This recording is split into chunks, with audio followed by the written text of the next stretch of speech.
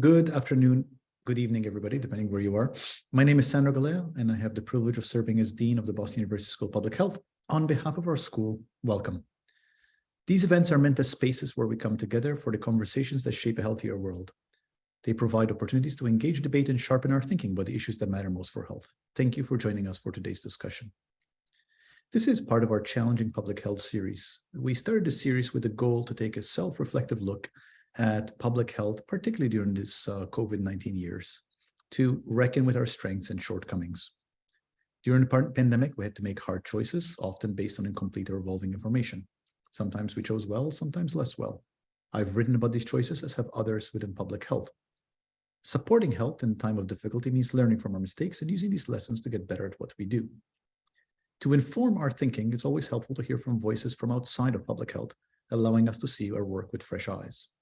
This is why for this series, we have asked people from outside of public health, people whose work we admire, to come join us in a conversation within the public health community. The goal is to invite guests who can help us hold a mirror to ourselves to better see what we have done and how we might improve. Today, we have the privilege of welcoming a speaker who has broadened our understanding of the forces that shape socioeconomic opportunity and, by extension, health in this country. Ian Rowe is a senior fellow of the American Enterprise Institute. His work focuses on upward mobility, education, adoption, success sequence, and family formation. He's the co-founder of Vertex Partnership Academies, a new network of character-based International Baccalaureate high schools. His other roles include chairman of the Board of Spence-Chapin, a nonprofit adoption service organization, and co-founder of the National Summer School Initiative. He serves as a senior visiting fellow with the Woodson Center and is a writer for the 1776 Unites campaign. Ian was formerly CEO of Public Prep, a nonprofit network of public charter schools based in the South Bronx and Lower East Side of Manhattan. And before joining Public Prep, he was Deputy Director of Post-Secondary Success at the Bill and Melinda Gates Foundation, Senior Vice President of Strategic Partnerships and Public Affairs at MTV, Director of Strategy and Performance Measurement at USA Freedom Corps Office in the White House, and co-founder and president of Third Millennium Media. He is published widely in places like the New York Post, Wall Street Journal, Washington Examiner, and is often featured on talk radio shows. He has a new book, Agency, published by Templeton Press, seeking to inspire young people of all races to build strong families. I'm now delighted to welcome Ian Rowe. And the format for this event is Ian is going to speak for about 15-20 minutes, and then I will do a Q&A, and then I will take questions from the audience, which I will facilitate and direct at Ian. Ian, pleasure having you. Thank you for joining us. It's such a great honor to be here, and thank you for that introduction. I'm exhausted just listening to it. But I am, yes, I'm very excited to be here and happy to join in this conversation about challenging public health. I have to say that I'm somewhat hopeful that this discussion will lead to ideas that also challenge my world of public education. Because I think there's much that the two sectors can learn from each other, particularly when we think about this idea of the social determinants of health and education, which often overlap. And as you mentioned, I am a senior fellow at AEI. I also run schools in the heart of the South Bronx and the Lower East Side of Manhattan.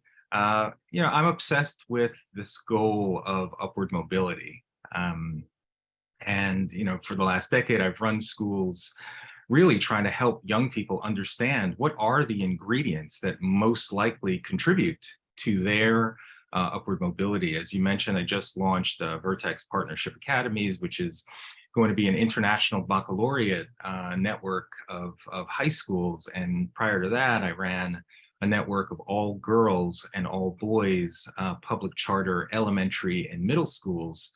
And those schools, we had more than 2,000 students in our schools, primarily low-income Black and Hispanic students. Each year, for a few hundred open seats, we had nearly 5,000 families on our wait list.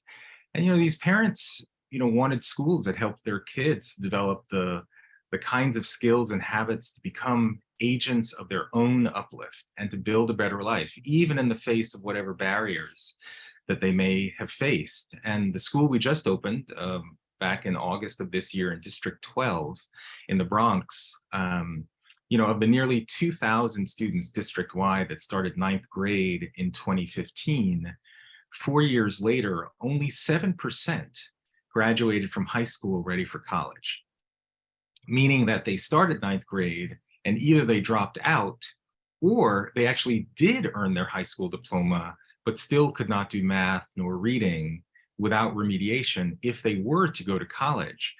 So as we as a country are having, very crucial conversations about race, the pandemic, all these factors, it's easy to forget that particularly racial disparities that we are often seeking to close as adults almost always originate much earlier in life, long before they show up as statistical gaps in financial wealth or health outcomes or home ownership, crime rates, educational achievement.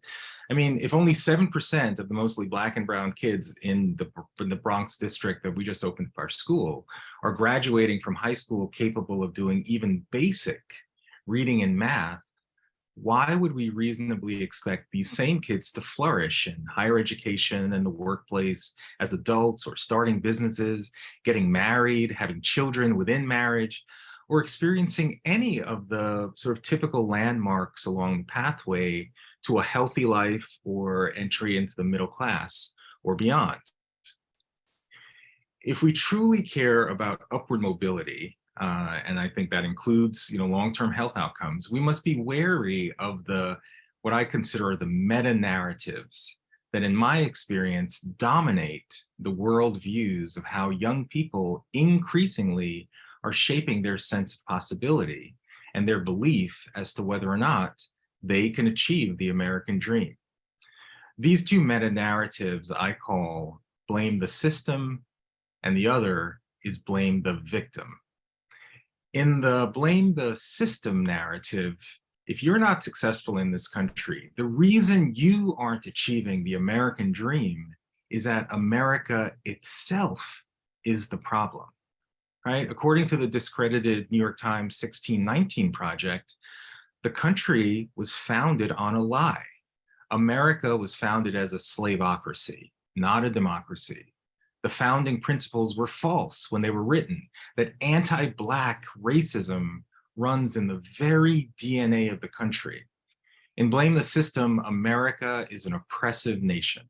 Critical race theory insists that every institution is steeped in racism, that there is a white supremacist lurking on every corner, that capitalism itself is evil, that these systems are all so rigged, so discriminatory, that the individual is powerless and only massive government intervention is the solution.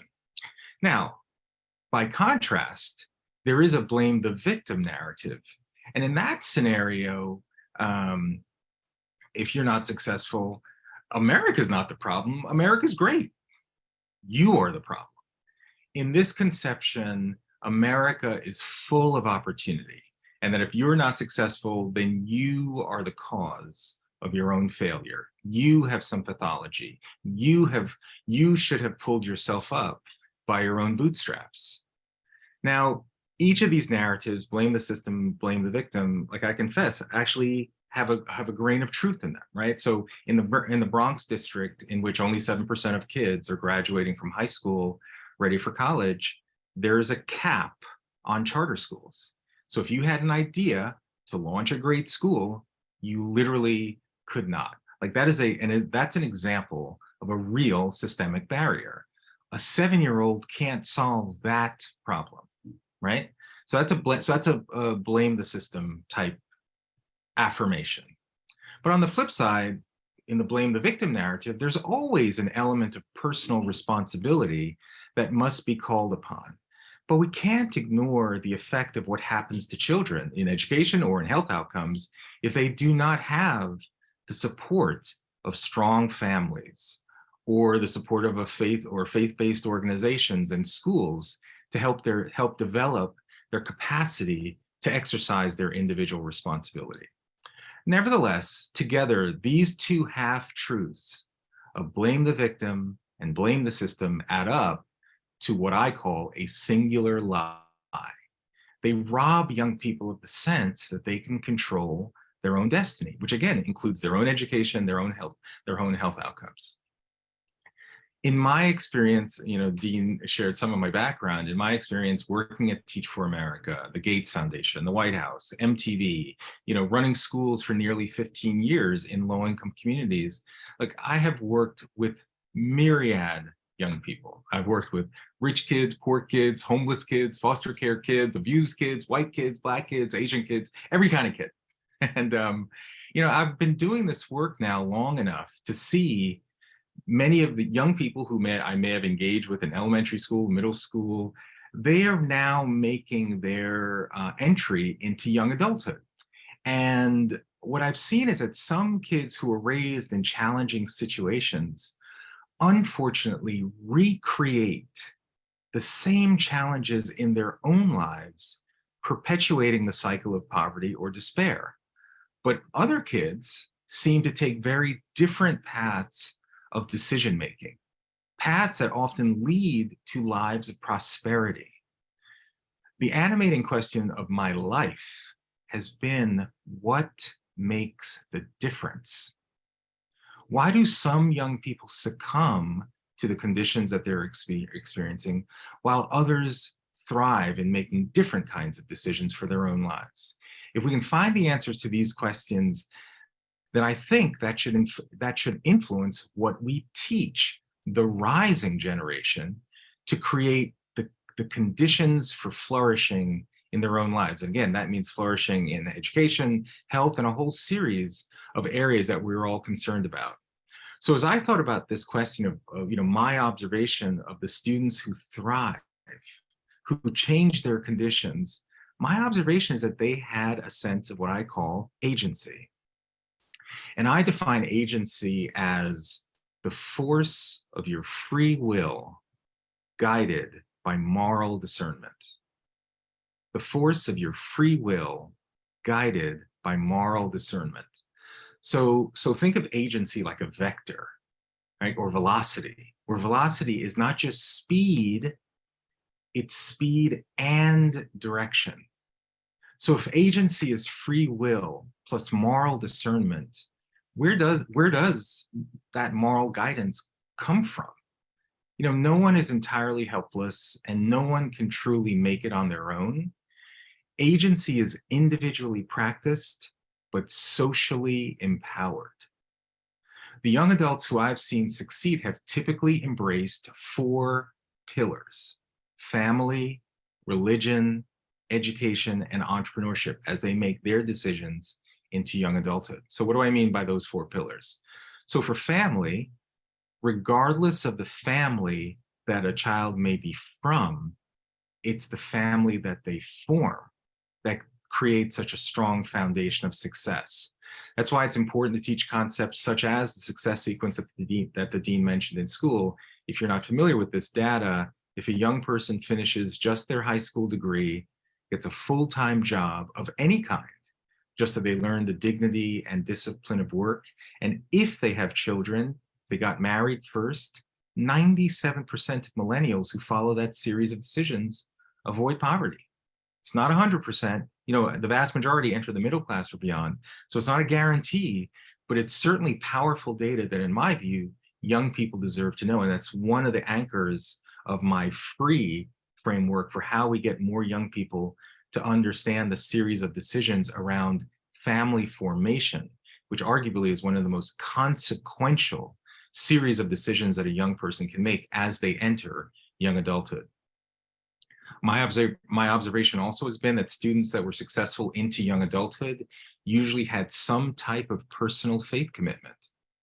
They knew that they were not alone, that they were part of a community of people that loved them and regularly participated in real-world rituals that adhered to a moral code and a sense of purpose. I've also observed that, the third E in F.R.E.E. in education, that students that were successful usually benefited from some type of educational freedom or school choice, whether it be a charter school, a religious school, even within the public school system. Somehow the parent, the caregiver had the ability to choose a school that was best designed for their child. And then finally, in my observation, those kids that were usually successful, they built a strong family, had a strong faith commitment, had benefited from educational choice in some way, they typically had the last E, which was the entrepreneurial spirit. And by entrepreneurial, I don't mean just starting a business. I mean being a problem solver in your own life by valuing hard work, by being a problem solver, even within your own workspace if you're in a traditional setting. So my hope, and through my book Agency, is to connect young people to these four pillars: family, religion, education, and entrepreneurship.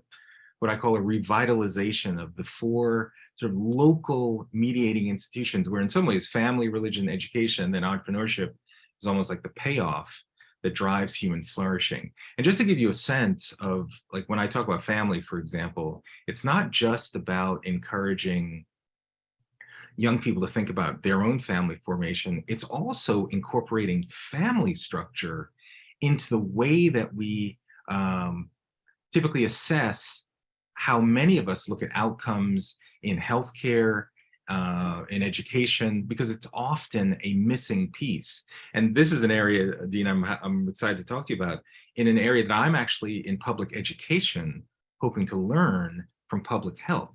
So in 2010, the National Center for Health Statistics put out a report called Family Structure and Children's Health in the United States. And in this report, it says, quote, "In view of the changing family structure distribution, new categories of families, such as unmarried families or unmarried step-families, need to be studied so that the health characteristics of children in non-traditional families can be identified," end quote. The report defined 7 distinct and mutually exclusive family structures: nuclear, single parent, blended, unmarried, biological or adoptive, cohabiting, extended, and other. It's very interesting. And this report then observed that children, this may be intuitive, that the children found to have the most consistently positive health outcomes were raised in nuclear families, right? That is a living, children living with 2 parents who are married to one another and are each biological or adoptive parents to all children in the family. Now, one might say, well, duh, of course, that's the structure that's going to get better outcomes for kids. But the reason it's so important is that this analysis, or this prism through which we typically evaluate performance of whether it can be in education or health, rarely is family structure focused in on as the primary lever. Let me give you an example. Just a few weeks ago, the National Assessment for Educational Progress released the data on reading and math outcomes for kids in our country. And not surprisingly, after a couple of years of COVID and closures and masking and all that, what was already a perilous situation, the fact that only 37% of all kids in our country were reading at grade level, massive declines in literally every single state. And so you saw lots of analysis by race, by class, by gender, all coming up with theories of causality. And I would defy you to see if you've read any analysis which showed, well, what were the differences in reading and math scores by family structure? So I have now been doing some digging in terms of the data, what's called the Data Explorer, and we found at a very rudimentary level, kids being raised by, this is only the data that NAEP carries, mother and father, performance in ELA and math is at least double of any other category of family structure, which is a huge finding, and yet it's not part of the analysis. So the reason this is important is that if you're doing analysis of a particular set of outcomes and you only have a mindset that, well, if there are racial gaps, then there must be, my theories tend to lead to racial causality, right? Or that if there is racial disparities, there must be racism, for example.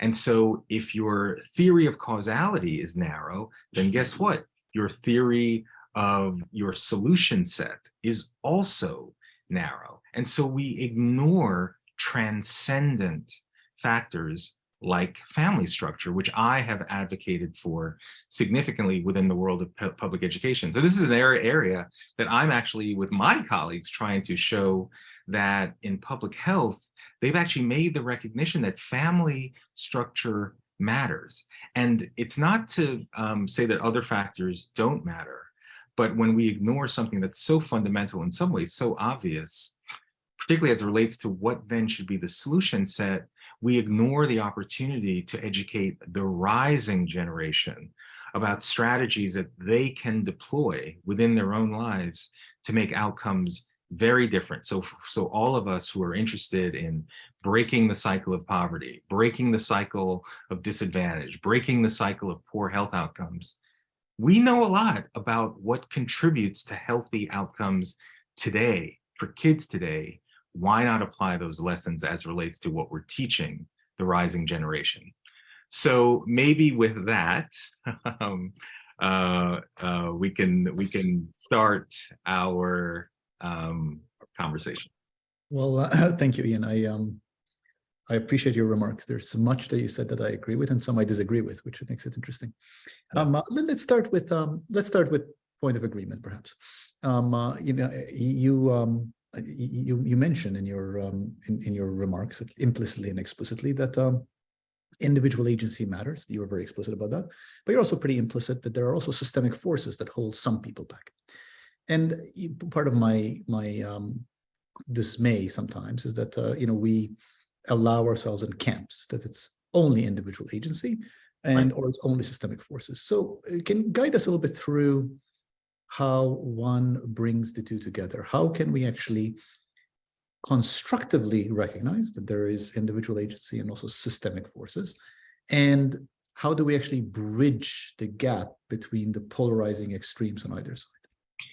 Yeah, well, first of all, so I think it's a fundamental question, because we can't seem to make progress if we're not really acknowledging the nuances of what's happening on a day-to-day basis, particularly in the lives of kids. And I will confess to you, even in doing my own work, I have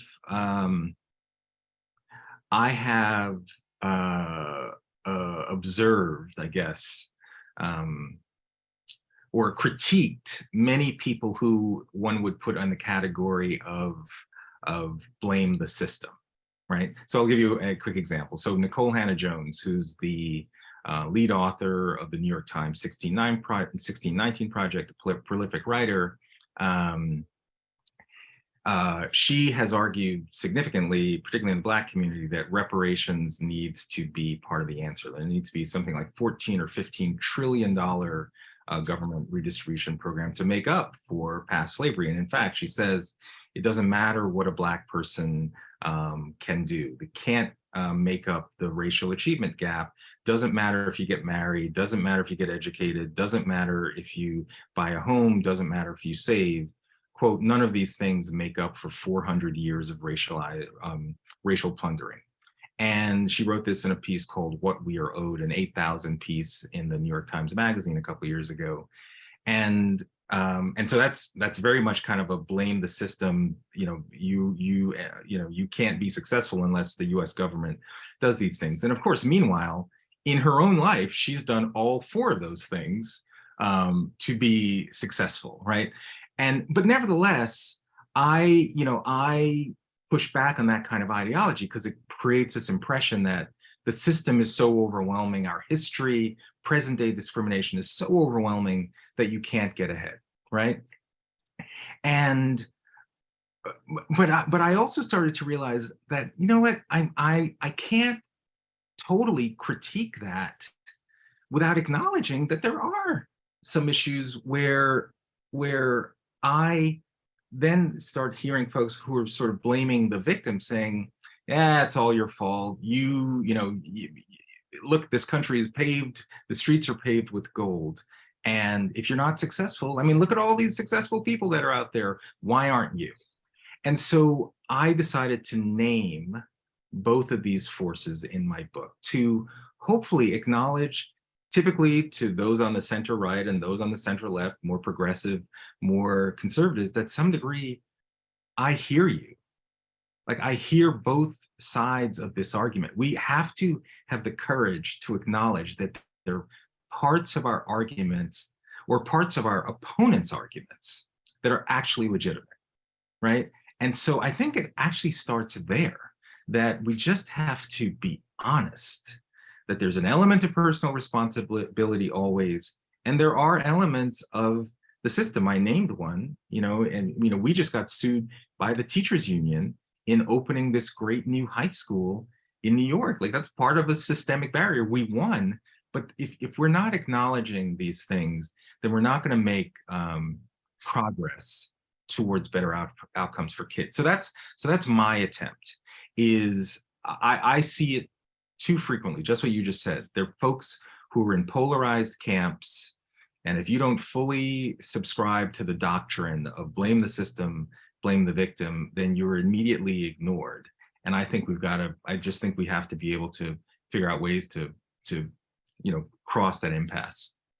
Well, let me let's dive into that a little bit more. So, leaving aside sort of historical arguments about the 1619 Project, which I don't think either of us is an expert in, but leaving that aside, and we can leave that to others to debate. And being explicit about the fact that I've actually written in arguments that in order to achieve, for example, narrow health gaps, black-white health gaps, you actually need some sort of reparations, because otherwise you won't get there quickly enough. So just to be upfront about where I come on that issue, it seems to me like And wait. And how do you define that? How do you define reparations? Well, I actually, in what I've written, I have not gotten into that, because I think that is a whole other set of complicated conversations. Okay. So we could discuss that, but there are people who actually, I think, are much more expert in what that actually is than I am. Yep. But let me get to the point that I think part of the tension you were alluding to is the population versus individual tension. Like, to my mind, it's not a contradiction to say that in order for a particular population, as identified by any metric, whether it's race, whether it's ethnicity, whether it's a sort of education of their parents, however you want to define it, that a certain population might need systemic intervention in order to achieve outcomes that another population has. That is not in contradiction with the fact that within a population, there's tremendous individual heterogeneity, where particular individuals are going to be outstanding and they're going to achieve quite a bit despite the potential disadvantages of being part of a population. And I feel like in the public conversation, we conflate those two, where we say, well, because X, look at X, they are an outstanding achiever, therefore surely the category to which X belongs to could not be disadvantaged. But that is simply wrong. So I think what you're raising right now hinges on how you're defining what disadvantage or advantage hinges on, right? So the reason I talk about this idea of monocausality is that so often when you're in debates, whether it's on education, healthcare outcomes, there's certain characteristics that seem to rise to the level of that almost suck all the energy out of the room. Whether it's race or gender, oftentimes it's about race, where it's just like that singular force is greater than any other. And and you just mentioned disparities. I often use this example in the world of education. We have a similar kind of thing where, whether it's national assessment for educational progress and you're reading math results, almost always, it doesn't matter. It's like we're obsessed with black, white reading gaps or Hispanic white reading gaps. I presume there's probably similarities in healthcare. And yet, when you look at the data in the entire history of the National Assessment for Educational Progress, often known as the nation's report card, since 1992, there has never been a situation in which a majority of white students are reading at grade level, right? 4th grade, 8th grade, 12th grade, something like 45% of white students has been the highest level that are reading at grade proficiency. So when we become so obsessed with, and as I think we are in education, closing the racial achievement gap, all that means is that we will have achieved some progress, but we'll have achieved what I call universal mediocrity. And so there are a lot of other factors that drive outcomes. It's unlikely that systemic racism is the reason that the majority of white students have not been reading at grade level since, again, the early 90s, or since this reporting even started. So that's why I want to expand the scope, And when we say there's a group that's disadvantaged, you know, like let's take the racial wealth gap. What does it mean when we often talk about, like, again, the average Black family makes has about 1/10 of the wealth of the average white family? That's a real thing. And yet, when you take into account just a couple of other factors, family structure and level of education, the average Black married college-educated family has about $160,000 more wealth than the average white single-parent family. And the racial achievement gap, racial wealth gap, is about $160,000 the other way if you take into account race alone.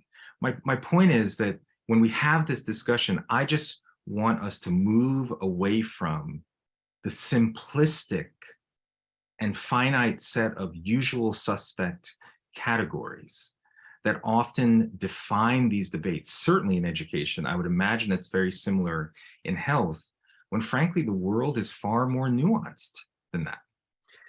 Well, we're singing from the same hymnal about the world being nuanced. And I like your push away from monocausality. I have in my own disciplinary world, which is epidemiology, I've written for years against thinking about causal isolation and thinking about multiple causes that influence well-being, which is my world, health of population. So we're in agreement on that.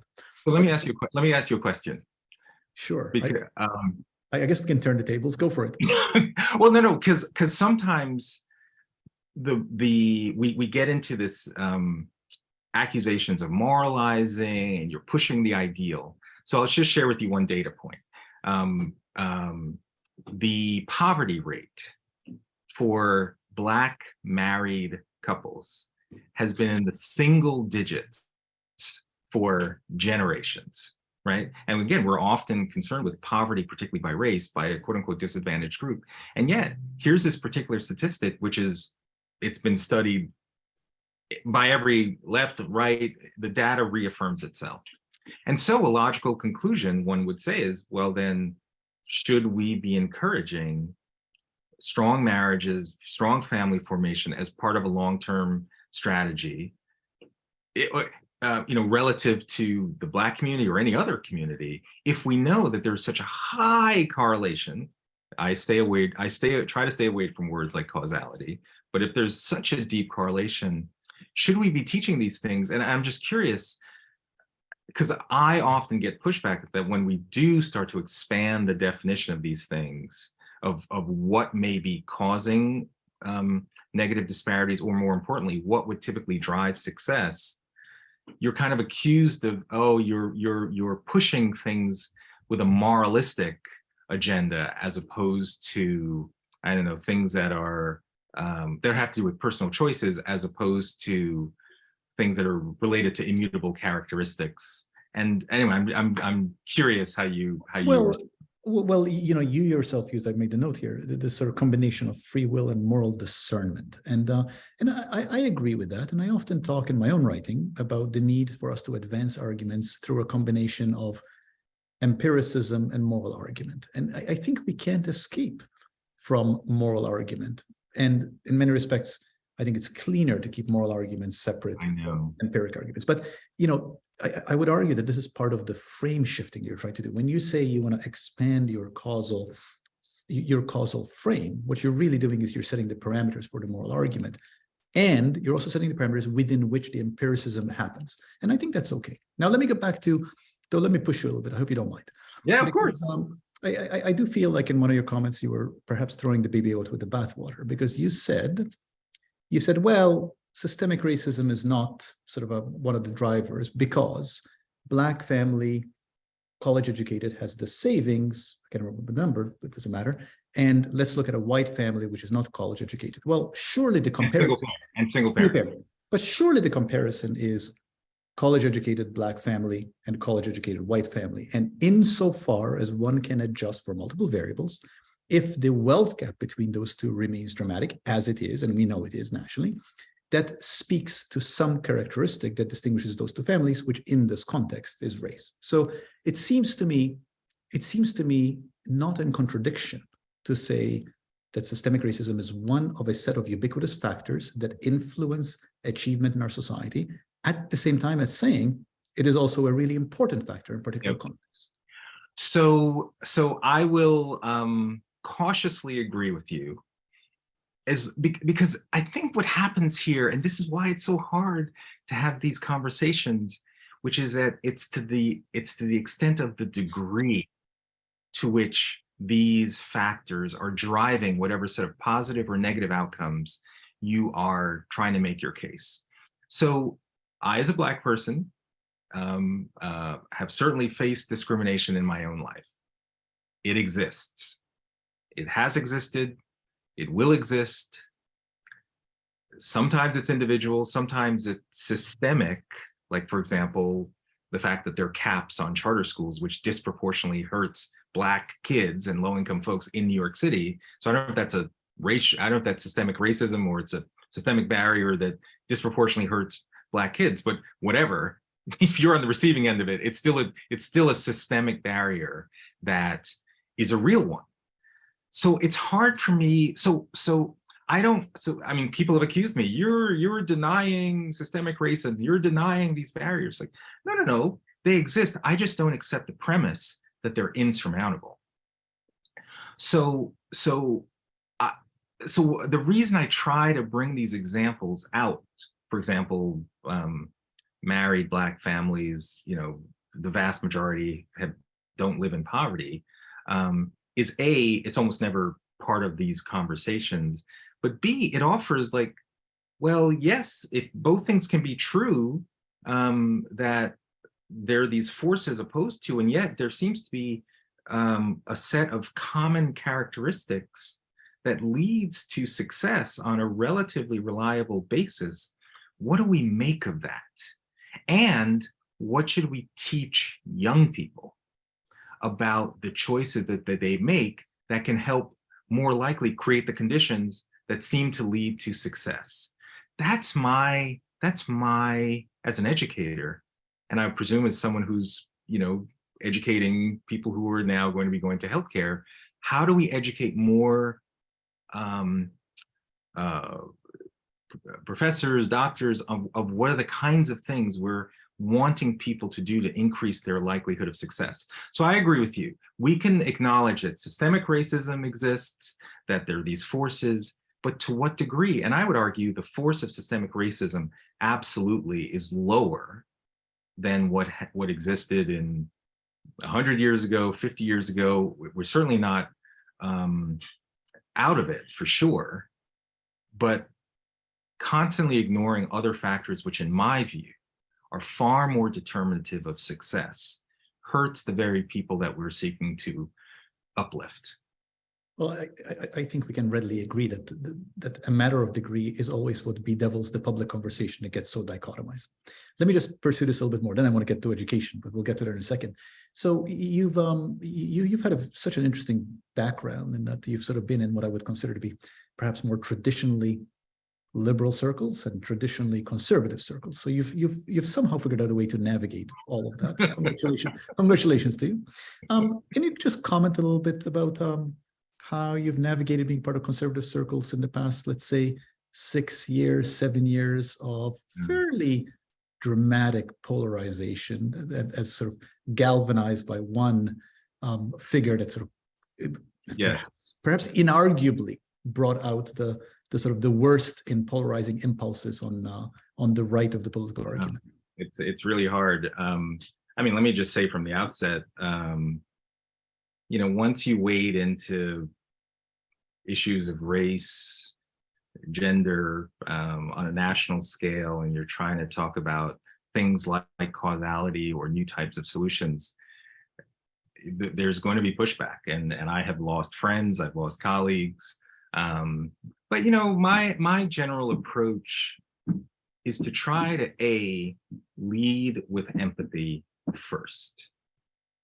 Like, demonstrate that I actually care about these outcomes for kids. Like, I don't run schools in the heart of the South Bronx because I'm some callous ideologue that, just believes whatever, and someone who doesn't like my view of thinking.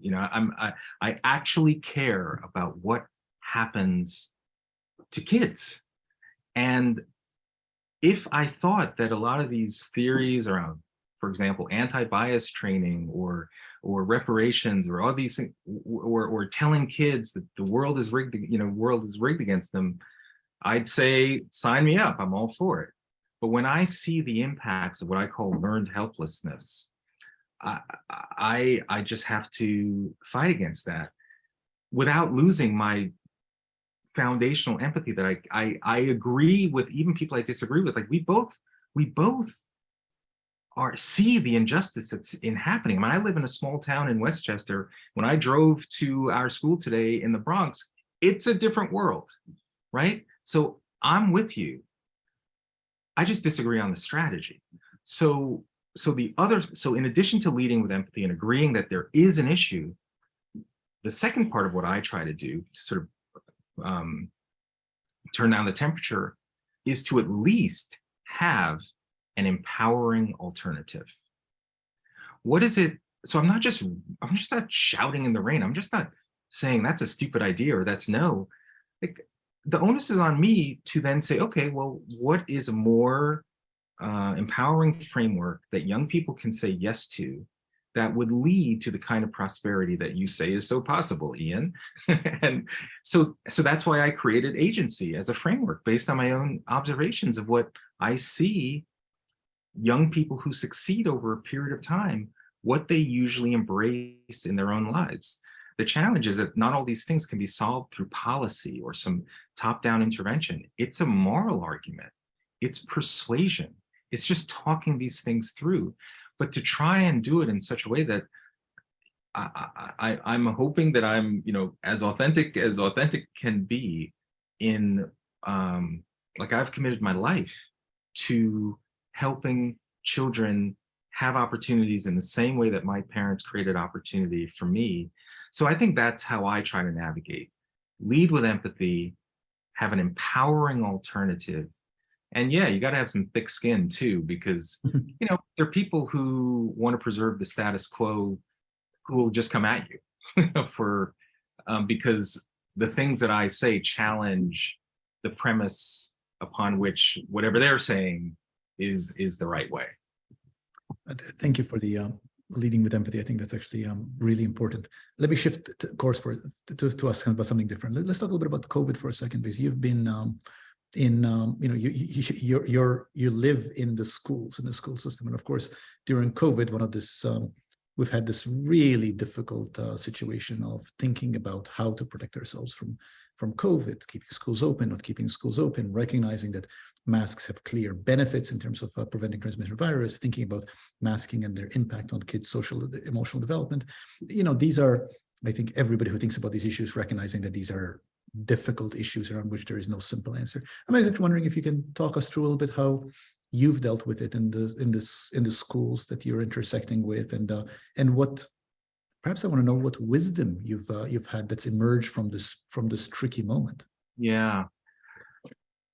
So to your point, I think at the beginning you said that we were dealing with incomplete information or changing information, and we have to give some grace. I mean, there are people now who are like, I knew it all the time. This was an outrage. We knew that learning loss was going to happen. We knew that we shouldn't have closed schools. Well, this back in March of 2020. I was in New York, and again, I live in a small town in Westchester. New Rochelle was the epicenter. New Rochelle was the first major case. Mm-hmm. And like here we are, literally like 2 miles. And suddenly we're setting up this huge center in Orchard Beach and for COVID testing. And the vast majority of us did not know. There were people speculating, certainly more people who now claim that they knew from the beginning. So I just think we have to give some grace. Did I think as we got into September, we wanted to open schools? So we were a bit more aggressive on opening schools in person, masking and all that. And again, I'm trying not to be kind of finger pointing, because I just think there, but for the grace of God go I. Like, none of us had complete information. And again, there are those who are claiming that they knew from the very beginning. I can't be in that camp. What matters to me now is what we're doing today. And even in New York, there are people now, there's some leadership who's saying, well, there's some COVID outbreak, we may have to go back to masking, we may have to go back to closures. That's where I draw the line. Like, I think we've learned enough about how to continue in-person instruction. I did found a national summer school initiative where we were educating 12,000 students in 17 states remotely. And so there was some strong value in that, but there's nothing like strong in-person instruction. I mean, we're running a school right now. If COVID comes along, we will deal with it. So I don't know, maybe this is an incomplete answer, but I have a lot of empathy for many school leaders who in the early March through September of 2020, who were, we didn't know, we didn't want to hurt kids. And I was one of the more aggressive ones to say, well, we can reopen, but I wasn't like casting dispersions at those who were making different decisions. And I don't know, we live in a society where it seems like everyone wants to be a winner or a loser right now, and it just wasn't. These calls were not so easy. I feel today we're in a very different situation, but we have to have some grace and allow people to make mistakes. But even the word mistake suggests that it was a mistake at the time, and you're doing the best you can. And I'd much rather figure out a way that we as a nation move forward together, knowing what we know, and how do we achieve levels of excellence that weren't happening, by the way, even before the pandemic. So maybe we should all get some grace and say, our theories of causality that we thought were driving all these not great outcomes, maybe there's something we reset now and figure new ways to work together. Well, thank you for adding grace together with empathy in the conversation, because I agree with you entirely that I think there's been an undue amount of sort of revisionist certitude when we were going through it. There was a lot that none of us knew. Let me again change tack a little bit, if you don't mind, but sticking with education, because in public health we talk a lot about, and I think we all understand the importance of early childhood education, in order to create a life course trajectory of educational achievement and then health achievement. And so one of the things that I think we care about a lot in the public health community is about creating equity of opportunity and creating an openness of the experience towards excellent education for kids of all sociodemographic, racial, and ethnic groups. Can you talk a little bit about how one goes about achieving it? How does one go about achieving a equity of opportunity for people from a range of backgrounds? And maybe as a corollary, touch a little bit on the role of things like testing and the extent to which that is either a barrier or facilitator, how you've come to see that. How do we, I think you and I agree on the fact that we want maximal opportunity for people of all stripes, but as defined by all dimensions, to be able to have an excellent education, to have a rich, thriving life. How do we do that? How do we do that given how far we are from achieving that right now? Yeah. So, start early with the end in mind. That's if people who worked for me know that that's my mantra over and over and over and over again. Start early with the end in mind, right? So if we want to maximize opportunity, so I ran elementary and middle schools, and this is a very concrete example for how I think we tried to achieve this idea of equality of opportunity. So when we launched our network, we were, this was a few years ago, kindergarten through 5th grade. And, kids were coming into kindergarten woefully behind. So you talk about inequity. They had not had positive early learning experiences, very rarely even high quality pre-K, all sorts of challenges, in my view, that we became one of the first charter schools in New York City to launch pre-K, to partner with Sesame Street to create a really robust program for 4-year-olds. And we certainly made some good progress in catching kids up, increasing vocabulary. But the point is, even at 4 years old, we saw huge inequity as it relates to vocabulary acquisition, social emotional learning, school readiness. There were already huge gaps. So what do? So what we observed, because we're a charter school, we observed that the younger siblings, so imagine a mom is dropping off her 7-year-old to 2nd grade, and often she's got her stroller with her with a toddler. And because we have sibling preference in our schools, we knew that that toddler in a few years would be coming to our school. Is there anything that we could do to address this inequity so we can create a more of a level playing field by the time that that child came to our school? So we created a partnership with something called the Parent-Child Home Program, which is a 2-year early literacy home visiting partnership. So imagine an early literacy specialist who often is from the same community, in our case, the Bronx, the same community, visits the home of the caregiver and the toddler, so the younger sibling of our current students. So imagine 2 times per week, 30 minutes per visit, an early literacy specialist goes to the home of the caregiver, sits with the caregiver and the child to show them how to help the parent become what we call the at-home reading coach. So not only did the kid increase their vocabulary, the toddler, now because this is starting at 18 months old. So for 2 years, this occurred. And you got a book each week. So each time the early learning specialists were to call, they called 30 minutes before, turn off all the devices, make sure the TV's off, and so it became this. Essentially what we wanted to do was build a capacity at home of the parent, of the caregiver, to say, you can now create a different environment that will lead to far different outcomes when that kid comes to our pre-K at 4 years old. It was as far as I can tell, we're still the only ones. I think they're doing something similar in Newark. But that's how we tried to address this idea of inequity early.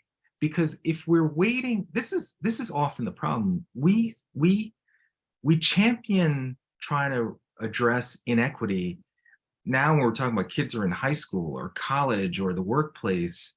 It's like, why do we? That's what I said in my opening remarks.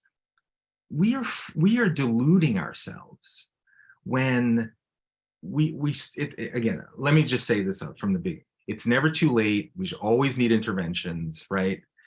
But if we know, that at age 2, age 3, age 4, age 5, that there's these huge disparities in vocabulary acquisition, huge disparities in social emotional readiness, and huge disparities in school readiness, then let's take the obvious steps, which is how do we create environments in school that are better, that are stronger, like having high quality pre-K, while also building the capacity at home, which is a far more influential environment for kids' development. And by the way, talk about healthcare outcomes. You got to go into the home. So that's how I try to generally deal with the issue of inequity, which is how do I build a capacity much earlier so that we avoid these issues in the first place? Because I will say to you that generally when I am seeing people who are trying to achieve equity, it's often not equity of opportunity. In my view, it's equity of outcome, which is sometimes leads to the kinds of interventions that I think are harmful. And I'm happy to give you many examples in education when equity, like you said something very important, you said equity of opportunity, which I can be down with. But oftentimes when we're talking about equity, there seems to be a focus on outcomes. And so therefore, the ways in which that's often achieved is to remove, in my view, those things that actually create equality of opportunity. Well, but surely I understand the argument about the division between equity of opportunity versus equity of outcome, but surely we are looking to drive wedges when we try to contrast the two, because equity of opportunity is more often than not going to lead to equity of outcome if done right, which I suppose gets me to a question about your program, which is, how are you evaluating it? I'm just curious, how do you know you're a success? Because the process itself is not good enough. You actually want to have outcomes that are positive for everybody. So I'm just not sure that there is such a clear demarcation between the two. Not everything that matters can be measured. I struggle with this, right? Because a tough one. I agree, although of course you will agree that gives us a lot of wiggle room to then say things that we like matter when in fact we can measure right, them. right. So, in the world of education, I happen to be a fan of the SAT, the Scholastic Aptitude Test, which for decades has been a relatively good predictor of first-year performance in schools. The zeitgeist has unfortunately decided that the SAT is a culturally biased or racist test, and more colleges are abandoning it. I think that's a problem because in many ways, the reason the SAT was first created was because whole groups of people were being discriminated against, Jews, Blacks, and the whole idea is we need an objective standard so that an individual kid can demonstrate a level of excellence against an objective framework. That makes sense to me, because otherwise we're robbing young people of the ability to compete, to show that I can compete. The governor of Oregon a few months ago passed a law that said we are no longer requiring high school students to demonstrate proficiency in math and reading in order to graduate from high school. And she said she was doing it in the name of trying to help her kids of color. Like, what are you talking about? You don't take away standards. So there is an important, so I would say that in my how do I measure success, I do think there is a role for objective assessments that we do as much as we can to make them truly objective, not subjective, not inherently discriminatory, other than it discriminates against the people who are not prepared for them. In New York City, there's a whole argument, something called the specialized high schools, which are these, I went to Brooklyn Tech, which is one of the specialized high schools in the city, and I passed the test and all that. And we had a very racially diverse group of students in my class at Brooklyn Tech. It's significantly lower today, but I believe it's not because of the assessment, the specialized high school test. It's because we're falling down on the job of what we're doing K-8 or even prior to kindergarten. So it's a long-winded answer to how do we know what we're doing is working? One is, I think you have to have some objective assessment. So tests matter, but they just shouldn't be the only thing. And also schools, for example, do more than just reading and math. Like there's science and history and the arts. So I believe in sort of, multiple performance measures where a school gets to say, look, we are solid in academics. Here's how we're doing in reading and math and, sort of the core subjects, while we also value music and poetry or sports or whatever those things are that are probably harder to measure. But here's the way in which we are demonstrating what success looks like. And I think more and more schools should be given that freedom. I mean, there are other long-term things like, what's the non-marital birth rate of the kids who graduate from your school? What's the long-term earning power? Like, I think over time, those things should be measured as well. I mean, we haven't been around enough for those kinds of measures, but I think that would be fair game if I'm positing that the things that we're teaching are hopefully helping kids make decisions that lead to a flourishing life. Okay, all right, well then prove it. It just takes time. A senior colleague of mine once said, if we disagree, it just means we haven't talked long enough. And I feel like we could talk several more hours and we'd find a lot more convergence, but I'm aware of the time. I feel like it's only fair to let you have the last word. What advice do you have for public health? Do you have this conversation will reach many hundred people in the public health community. What advice do you want to leave us with? Well, that's a weighty, I think I think leading with empathy is so important. I just feel like we're in a place in our country where those people who are not yet succeeding, and this is where the blame the victim, where you're kind of putting it on them. You know, we're it's like, why are you in the situation that you're in? I'll come help you. You know, I'm your savior. And that's not a good relationship. This kind of savior complex, which I often seem to observe.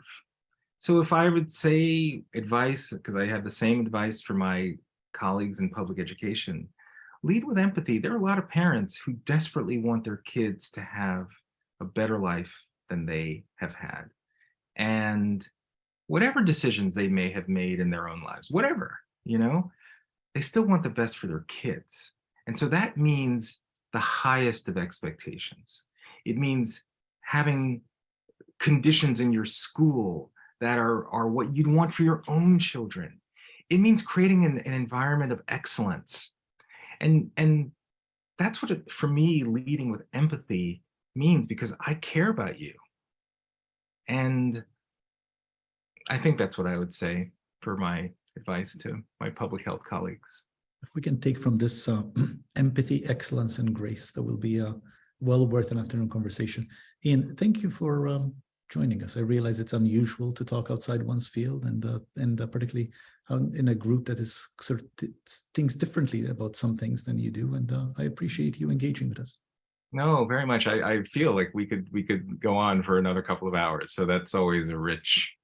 That feels like we are kindred spirits, and empowering alternatives, I think, is very healthy. So thank you, and I hope everyone who is watching enjoyed. Thank you. Have a good afternoon. Take care, Ian.